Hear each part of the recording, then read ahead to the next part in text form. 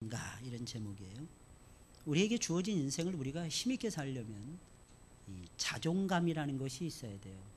뭔가 자부심이 있어야 돼요. 마음속에.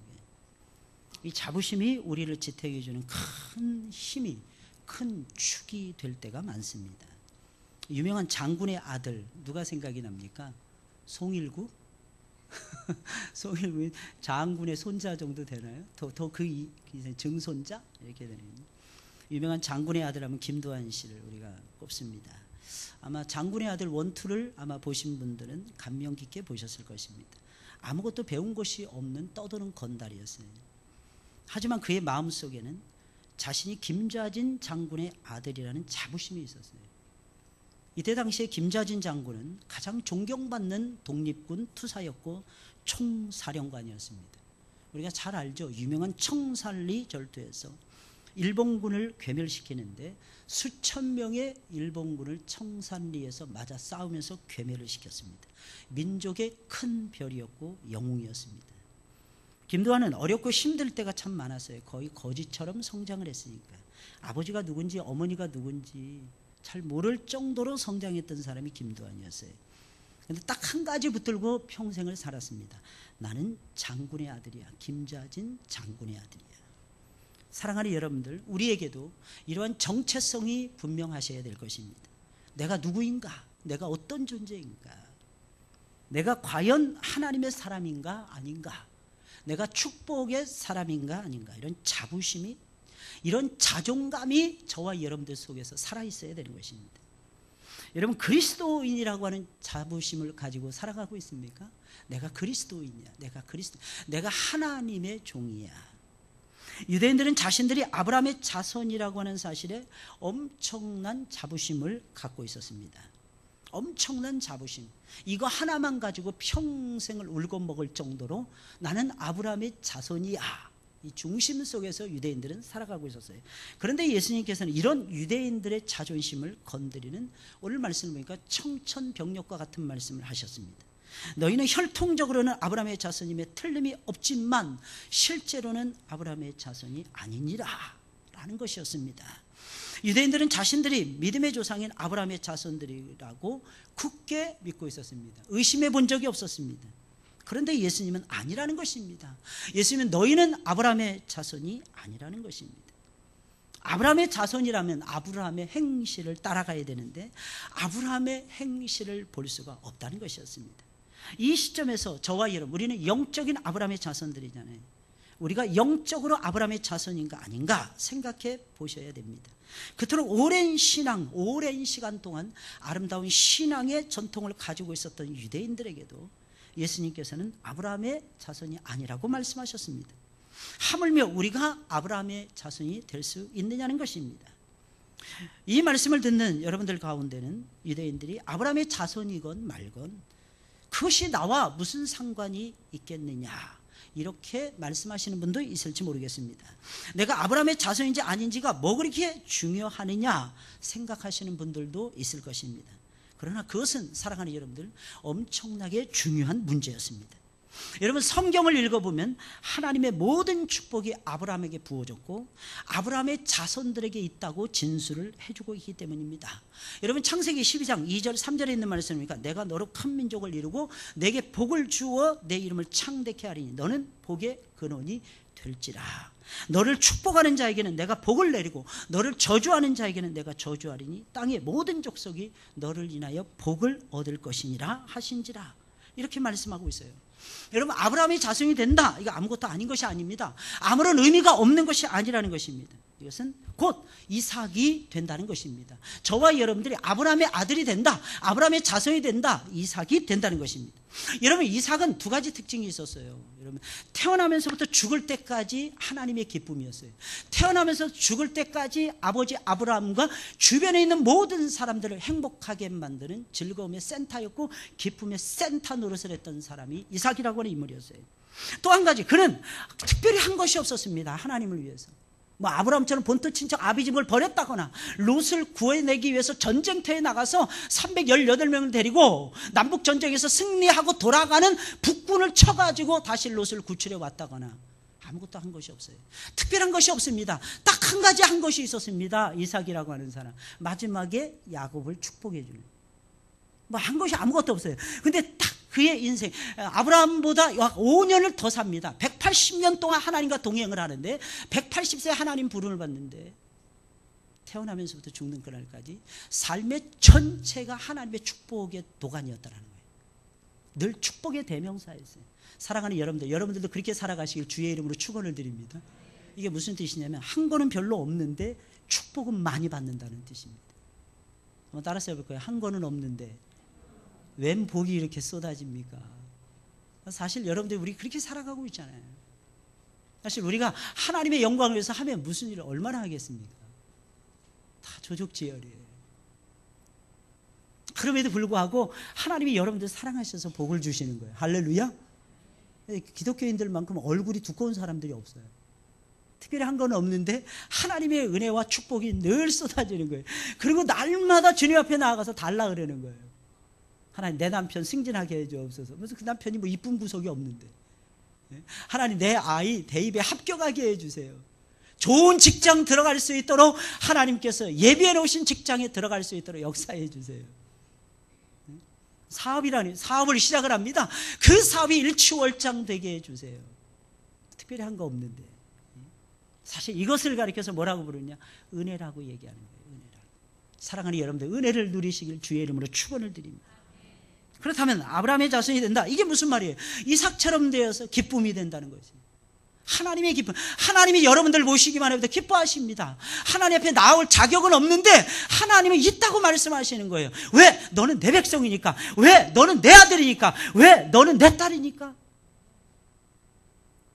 하나님께서는 저와 여러분들을 그토록 소중하게 여기시는 거예요. 그토록 존귀하게 여기시는 거예요. 그토록 사랑해 주시는 것입니다. 하나님 부어주시는 은총과 축복을 누리시는 여러분들이 되시길 예수님의 이름으로 축원을 드립니다. 많은 사람들이 이야기합니다. 당신은 하나님의 영광을 위해서 무엇을 한 게 없어요. 그러나 분명한 것은 예수님께서 예비해 놓으신 복이 나에게 쏟아지고 있다는 것입니다. 할렐루야. 그리고 내 삶을 그분이 진행하고 계세요. 그분이 간섭하고 계세요. 그분이 역사하고 계십니다. 미안한 얘기입니다. 여러분들이 불평하고 여러분들이 원망하고 하나님을 향해서 하나님 이것만큼은 나에게 이루어지지 말게 해주세요 라고 아우성을 치는 그 순간에도 하나님께서는 여전히 나를 사랑하시는 거예요. 여전히 나를 아껴주시는 거예요. 여전히 여러분들의 삶에 간섭해 주시고 여전히 여러분들의 삶에 복을 부어주신다고 하는 사실입니다. 사랑하는 여러분들 믿으시길 주의 이름으로 축원을 드립니다. 그러므로 내가 아브라함의 자손인가 아닌가 하는 것은 내가 과연 하나님이 부어주시는 은총을 누릴 수 있는 사람인가 아닌가라고 하는 중요한 의미가 이 속에는 담겨져 있는 것입니다. 사랑하는 여러분들, 누가 아브라함의 자손입니까? 아브라함의 혈통 따라가는 사람 아니에요. 누가 하나님이 부어주시는 각양 좋은 축복을 소유할 수 있는 사람인 것입니까? 여러분, 유대인들은 분명히 혈통적으로는 아브라함의 자손들이 틀림이 없었습니다. 그들은 분명히 아브라함의 피를 이어받았으니까요. 그러나 예수님께서는 아니라는 것입니다. 혈통상 그들이 아브라함의 후손이 분명하다는 것은 인정하셨으나 하나님의 축복의 상속자가 된다는 것은 예수님 부정하셨어요. 지금 우리도 혈통상 그리스도인임을 자처하고 있는 것은 아닙니까? 우리 아버지의 신앙, 우리 어머니의 신앙, 불타는 신앙, 내가 존경하는 어떤 분의 신앙을 붙들고 그것이 마치 내 신앙인 양 착각하고 오해하고 있지는 않습니까? 내가 주님을 만나야 돼요. 하나님은 내가 주님을 만나는 걸 원하세요. 하나님은 내가 주님 앞에 나와서 예배 드리는 것을 기뻐하십니다. 하나님과 정상적인 관계를 맺는 것을 우리 주님께서 원하고 계시는 거예요. 그들의 신앙이 아무리 좋아도 그것과는 나하고 상관이 없어요. 하나님 앞에는 1대1로 서는 것입니다. 내가 깨어 있어야 돼요. 내가 주님을 사랑해야 돼요. 내가 주님을 섬겨야 됩니다. 내가 누구보다도 주님을 아낌없이 사랑하셔야 되는 것입니다. 우리 주님은 그것을 저와 여러분들에게 원하시는 것입니다. 그렇다면 진정한 아브라함의 자손은 어떤 사람일까요? 사랑하는 여러분들, 오늘은요 그것을 생각하면서 하나님의 말씀에 은혜를 받기를 원합니다. 어떤 사람이 진정 아브라함의 자손이 되어서 하나님이 부어주신 축복을 누리며 살아갈 수 있겠느냐는 것입니다. 첫째로 예수님의 말씀이 마음속에 거하는 사람이에요. 예수님의 말씀이 마음속에 거하는 사람, 그 사람이 아브라함의 자손이라 했어요. 여러분, 아브라함의 삶의 특징 무엇입니까? 무엇이에요? 뭐예요? 아브라함의 과거. 아브라함의 과거는 전체가 우상이었습니다.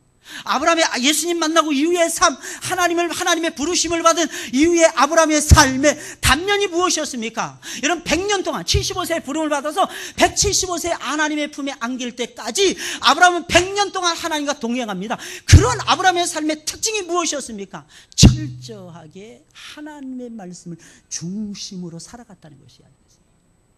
철저하게 하나님의 말씀이 좋았더래요. 말씀 중심의 신앙인들이 되시길 예수님의 이름으로 축원을 드립니다. 무엇보다 그 말씀이 마음속에 살아있었다는 거예요. 마음속에. 오늘 보면 37절에 있는 말씀, 나도 너희가 아브라함의 자손인 줄 아노라. 혈통적으로 그렇다는 겁니다. 그러나 내 말이 너희 속에 있을 곳이 없으므로 나를 죽이려 하는도다. 예수님이 슬픈 말씀을 하시는 거예요.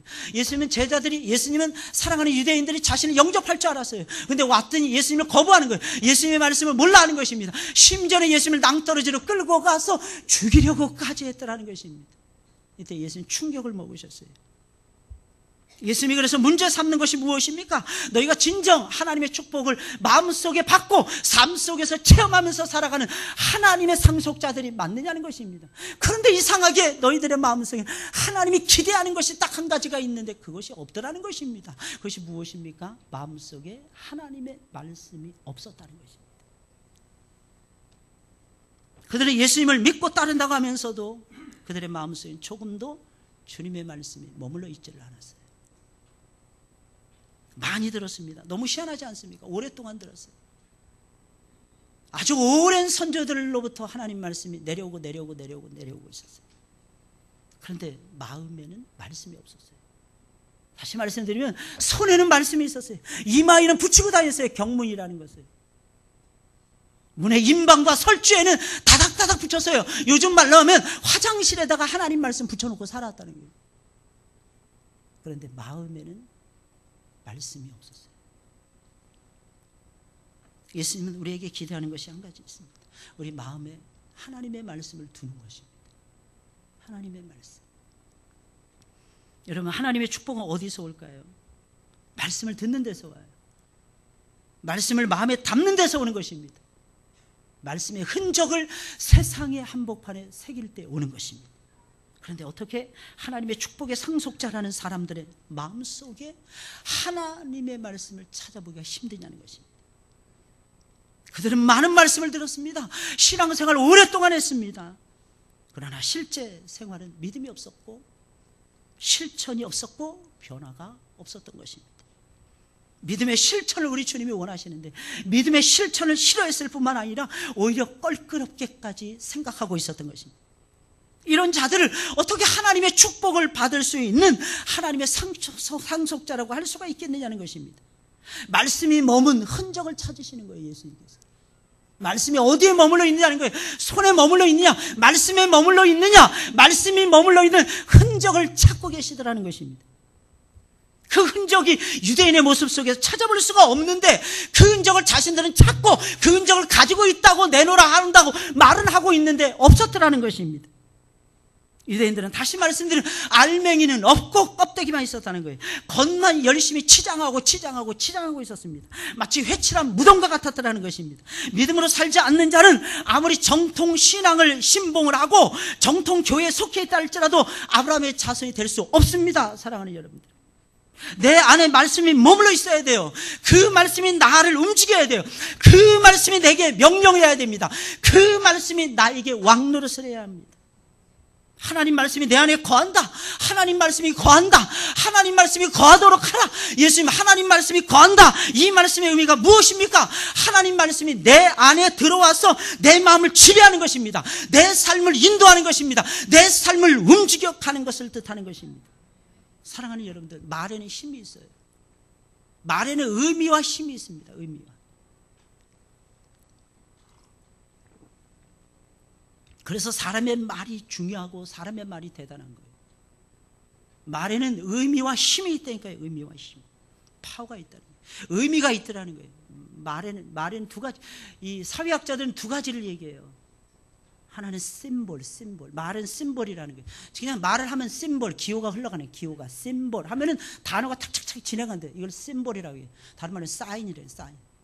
근데 그것만 있으면 짐승들이 말하는 거하고 거의 똑같습니다. 그 속에 뭐가 있느냐? 말에는 의미가 있더라. 의미가. 이걸 시니피 애라고 얘기하는 거예요. 사회학자들이 말해요. 시니피 앙과 시니피 애가 있는데, 시니피 앙이라는 것은 심볼을 얘기하는 거고, 시니피 애라는 것은 미닝을 의미하는 것입니다. 사랑하는 여러분들, 여러분들이 하는 말에는 전부 다 의미가 있어요.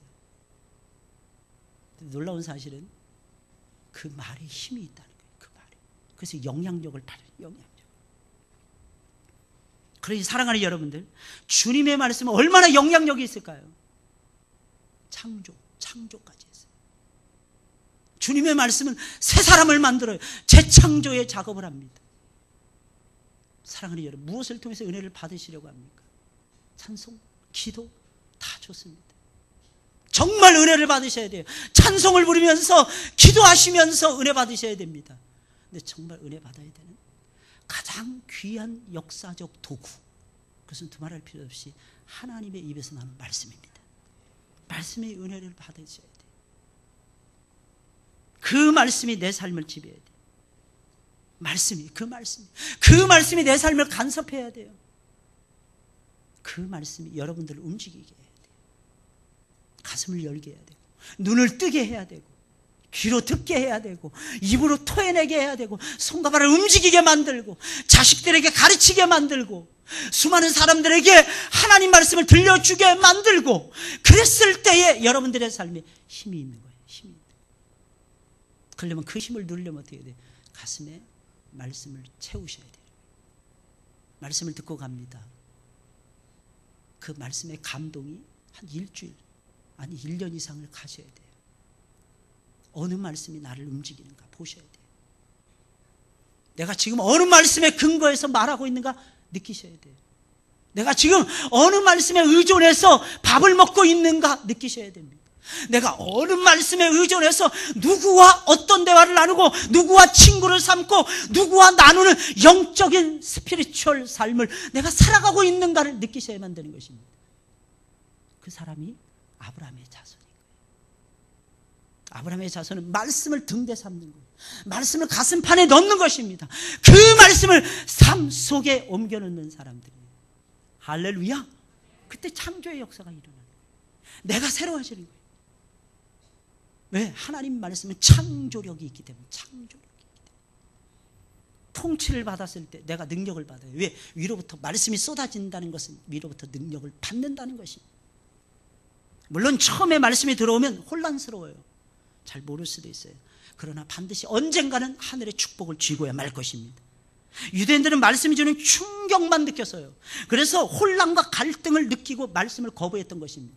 예수님의 말씀이 너무 귀해서, 예수님의 말씀이 자기는 문자들을 자기들은 가지고 있어서, 근데 이 문자 속에서 예수님이 근거해서 말씀을 들려주고 있었는데, 이 말씀을 풀어서 옮겨주는 제대로 된 납비를 못 만나고 있었어요. 근데 제대로 된 납비를 만난 거야. 그러니까 지금까지 가르치던 말씀하고 새롭게 들어오는 말씀하고 혼란이 일어나고야 말았더라는 것입니다. 순간적으로 혼란이 일어날 수 있어요. 그러나 사랑하는 여러분, 성령께서 스승이 되시기 때문에 무엇이 옳은 말씀이고, 무엇이 하나님이 기대하는 말씀이고, 무엇이 역사하는 말씀이지, 저와 여러분들로 하여금 바르게 판단할 수 있도록 말씀이 가르쳐 주실 것입니다. 말씀만 잘 담으세요. 말씀. 그러면 저와 여러분들의 삶은 혼란이 아니고 축복 그 자체가 되고야 말 것입니다. 여러분 보세요. 오순절 날에 성령이 강림하셨어요. 그 전까지 예수님의 제자들, 수많은 성도들, 하나님 말씀의 의미가 무엇인지, 미닝이 무엇인지 전혀 몰랐어요. 하나님 말씀을 오히려 멀리했습니다. 그저 예수님만 우리 곁에 계셨으면 좋겠다는 것이 그들의 사고방식이었어요. 예수님은 아니라는 것이었습니다. 내가 너희에게 진정 주고자 하는 것은 내 자신이지만 내 자신 플러스 제대로 된 성령의 역사를 내가 너희에게 가르쳐 주기를 원한다. 그 성령이 오시면 죄에 대해서, 의에 대해서, 심판에 대해서 너희에게 가르쳐 줄 것입니다. 그러면 너희는 나보다도 훨씬 훌륭한 하나님의 사람으로 바뀌어질 거야. 그러니까 나는 성령의 강수를 너희에게 부어줄 거야. 이 말씀이 무슨 말이겠습니까? 지금까지 들려주셨던 구약의 말씀, 지금까지 들려주셨던 신약의 복음서의 모든 말씀들이 예수 그리스도의 이름으로 말미암아, 성령의 기가 막힌 역사하심으로 말미암아 제자들의 신비에 온전히 새겨지고 박아지게 되더라는 것입니다. 그러면 너희가 살아나리라. 이게 예수님의 말씀이었어요.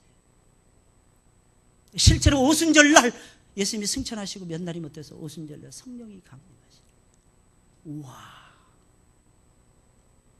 말씀을 문자적으로만 쥐고 있었던 사람들하고 가슴판에 새겨 넣었던 사람들하고의 차이점이 드디어 나타나기 시작합니다.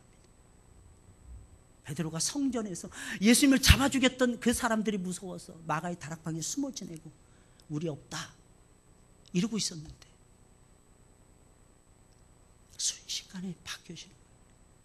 사람들 앞에 1시간, 2시간, 3시간 막 떠들면서 성령의 역사를 따라 하나님의 말씀을 들려주니까 사람들이 변하기 시작하는 거예요.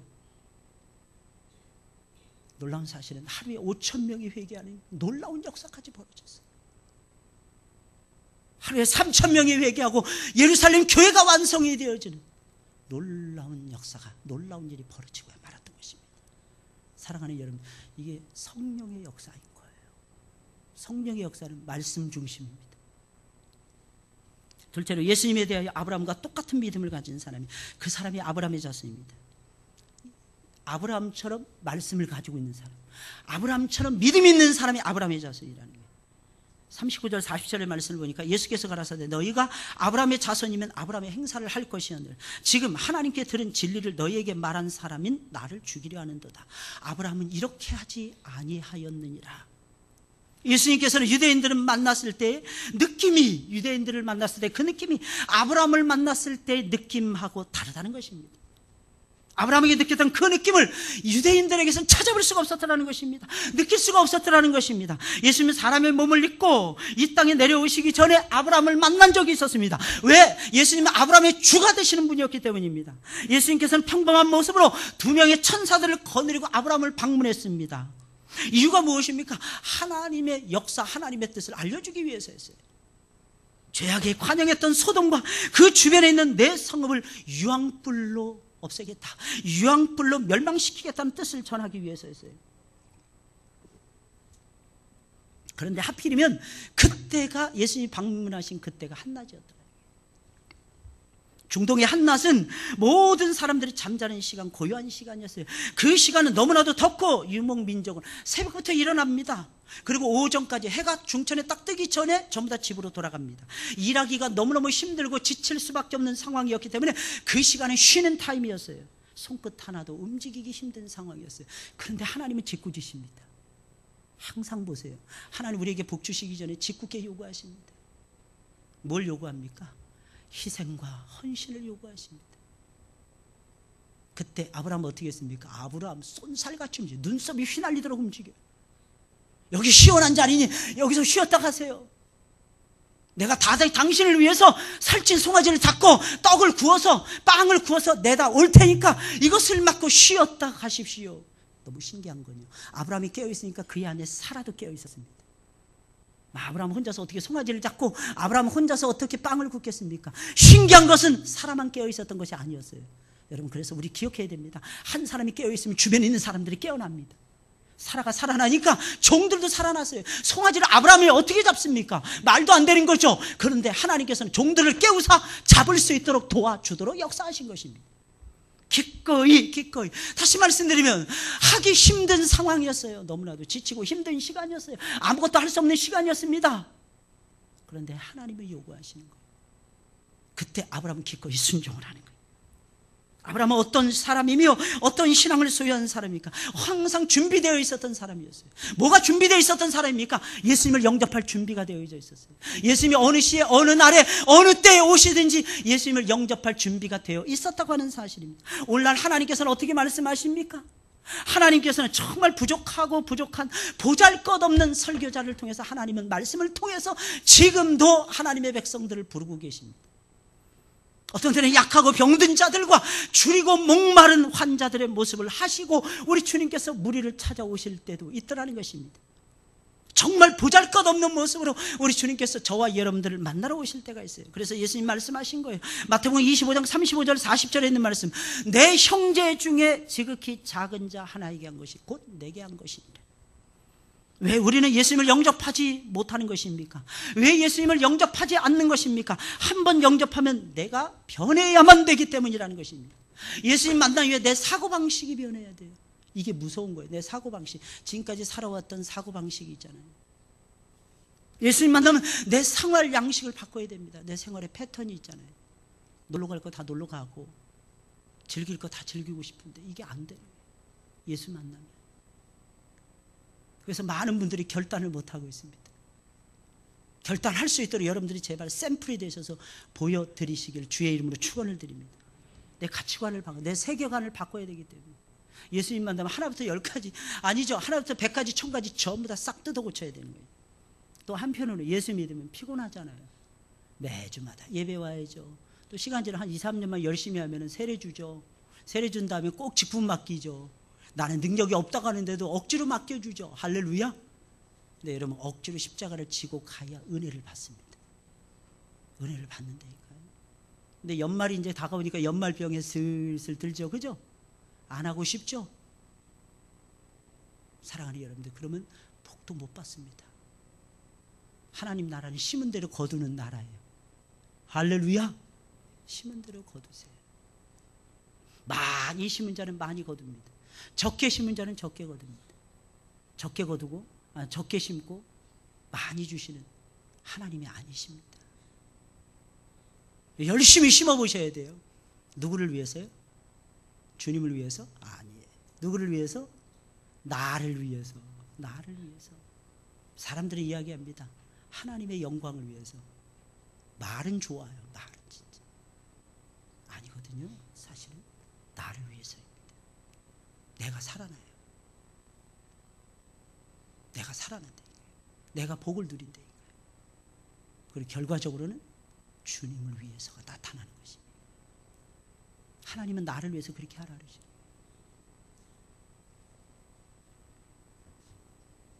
내 사고방식을 바꿔요. 어떤 때는 피곤해요. 귀찮아요. 힘들어요. 예수님 따라가기가 쉽습니까? 어디? 그러나 사랑하는 여러분 기억하자고요. 아브라함은 그렇게 하지 않았어요. 아브라함은 언제 어디서나 어떤 방식으로라든지 주님이 오신다고 해도 항상 대기 중, 항상 대환영이었습니다. 가장 덥고 피곤할 때 주님이 찾아오셨지만 그래서 주님을 영접하는 일에 실패하지 않았던 것입니다. 어떤 사람이 아브라함의 자손일까요? 아브라함과 똑같은 믿음을 가지고 예수님을 항상 영접하고 예수님을 대접하는 그런 사람들이 곧 아브라함의 자손인 것입니다.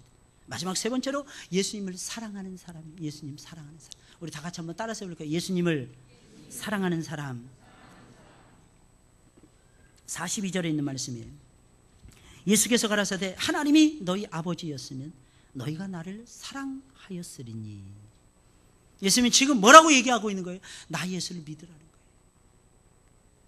나 예수를 영접하라는 것입니다. 또 이어서 나 예수를 사랑하라는 겁니다. 누가 아브라함의 자손일까요?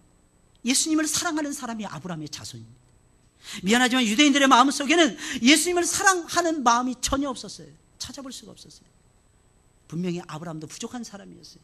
실수가 많고 흠이 많은 인생이었습니다. 하지만 그의 마음속에는 한 가지 중요한 마음이 있었어요. 그게 뭘까요? 주님을 사랑하는 마음이 있었어요. 여러분들의 마음속에 주님 사랑하는 마음이 있습니까? 물어보셔야 돼요. 점검하셔야 돼요. 주님 사랑하는 마음.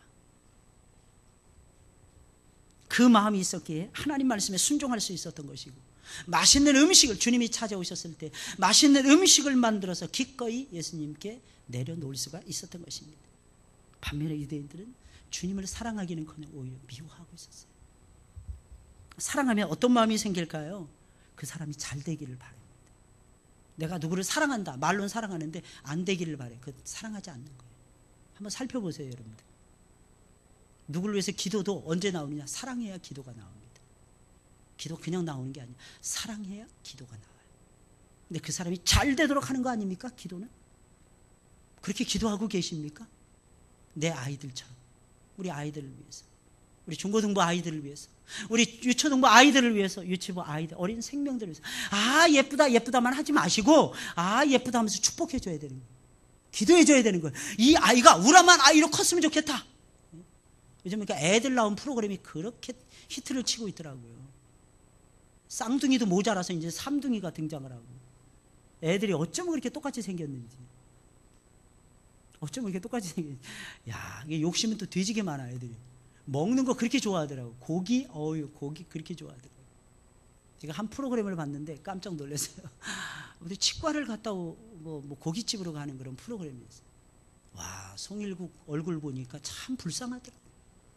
애 둘을 안고 셋을 안느냐 못 안느냐 그걸 또 PD들이 테스트를 해.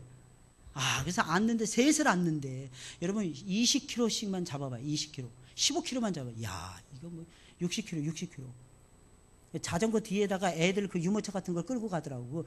그 마차 같은 걸 이렇게 해놨더라고. 애들은 신났죠. 근데 아빠는 아빠는 얼굴이 그냥 허해가지고 그냥 다 죽어가고 있어. 장군의 아들, 뭐 장군의 손자. 말도 안 돼. 다 죽어가는데 뭔 놈이 장군의 손자고 그래. 애들 나오는 프로그램 보세요. 진짜 재밌어요. 애들이 이렇게 움직이는 그 모습이. 몇 것도 못 봤어요. 근데 그것만 이렇게 눈에 들어왔어요. 제과점에 가가지고 이 빵집에 가서 샌드위치를 사서 아빠 혼자 먹는다고 셋이서 막 그냥 울어제끼는데 뒤에서 어떻게 할 바를 모르겠어요. 애들 못 먹게 해서 아마 그랬던 것 같아요. 그래서 안 사다 주고 애들 입에다가 안 물려주고 자기만 먹는 거예요. 자기는 지쳤으니까 먹어야 될 거 아니겠습니까? 근데 애들이 순식간에 송일국의 한마디에 딱 그쳤어요. 뭘까요? 고기 사준다. 맛있는 고기 사준다. 그 말 한마디 애들이 뚝 다 그쳐버린 거고. 역시 애들이나 모든 사람 다 먹을 것을 줘야지 고유해지는 것 같아요. 먹을 것을 줘야지. 오늘 점심 맛있게 잘 드시길 바랍니다. 점심 맛있게 드시고 제발 기운 내세요. 기운 내시고. 와, 세상에. 근데 나중에 그 고깃집에 가서 먹는데 아빠 입에다 안 넣어주는 거야. 새 것들이 아빠를 놀리더라고. 아빠를 놀려. 큰 놈이니까 큰 놈이 대한이고 둘째가 민국이고 셋째가 만세. 대한민국 만세. 또 또 더 나오면 또 뭐 있다는데 더 나오면 딸들 공주를 낳으면 뭐 우리나라라고 짓는데나 우리나라 대한민국 만세. 이야, 그래서 더 나은데 저는 더 나왔으면 좋겠어요. 아빠 입에다가 안 넣어주는 아빠 입에다가. 네, 나중에는 물론 넣어주고 막 그러더라고요. 사랑하니까 이게 다른 거예요. 애들이 너무 짓궂은 거야. 송일국이 닮아서. 그 얼굴에 쓰여 있는 거예요. 사랑하는 여러분들, 사랑하면요 상대방이 잘 되기를 원해요. 좋은 거 주고 싶어져요. 그래서 뭘 주느냐 이거 보면 쉽게 알 수 있어요. 뭘 주느냐. 맛있는 거는 꼽을 놓고 맛없는 거 내려. 이거 사랑하지 않는 거야. 이거 사랑하지 않는 거. 일단 맛있는 거부터 먹여야 돼요. 맛있는 거부터. 그래서 주님을 사랑했어요. 아브라함. 그래서 어떻게 했습니까? 주님이 빛나기를 원했어요. 주님이 드러나기를 원했어요. 주님을 자랑했더라는 것입니다. 그의 마음은 항상 예수님의 때가 되어 주님의 나라가 세워지기를 간절히 바라는 마음으로 가득 채워져 있었더라는 것입니다. 그래서 아브라함은 예수님의 때를 보았던 것이고 그것을 보면서 기뻐하고 즐거워했던 것입니다. 사랑하는 여러분들, 정말 아브라함의 자손이 맞습니까? 저와 여러분들은 거꾸로 올라가 보겠어요. 주님을 사랑합니다. 아브라함과 똑같은 믿음을 가지고 주님을 대합니다. 아브라함이 가지고 있었던 그 신앙, 말씀 신앙이었어요. 말씀을 가슴판에 새기고 마음속에 항상 새기는 것을 즐거워합니다. 이게 아브라함의 자손의 모습이에요. 이렇게 살면서 여러분들 복을 누리시길 주의 이름으로 축원을 드립니다. 복의 근원들이 되시길 주의 이름으로 축원을 드립니다. 여러분들이 복의 근원입니다. 여러분들이 에이스가 되셔야 돼요. 에이스. 이게 에이스가 뭘까요? 아브라함에서 딴 거예요. 에이스. 아브라함이 에이스였어요. 옛날에 어떤 분이 저를 만나 찾아왔어요. 영어로 이름을 뭘로 지을까요? 딱 그러더라고요. 그랬더니 그분이 하시는 말, 그분이 저한테 그렇게 물어보길래 뭘로 지어드리면 좋을까요? 그분이 자동차를 파는 딜러였어요. 그래서 이름을 쉽게 지어야 된다고. 아브라함처럼 되라고 제가 에이스라고 지어줬어요. 에이스정. 성이 정씨였어요. 그래서 에이스정. 그 이름 가지고 지금 미국 가서도 살고 있습니다. 에이스. 나는 에이스라고 늘 생각해요. 그러니까 그분이 진짜 차 많이 파시더라고요. 우리 교회도 막 헌금해 주시고 막 그러셨어요. 우리 교회 어려울 때 그 렌트비 이런 것도 막 대주시고 그러셨어요. 하나님이 역사하시더라고요. 할렐루야. 하나님이 역사하신대. 이 사실 믿으시길 주의 이름으로 축원을 드립니다. 우리 찬송 부르겠습니다. 찬송 부르시면서 준비하신 예물 아버지께 드리겠습니다. 219장이에요.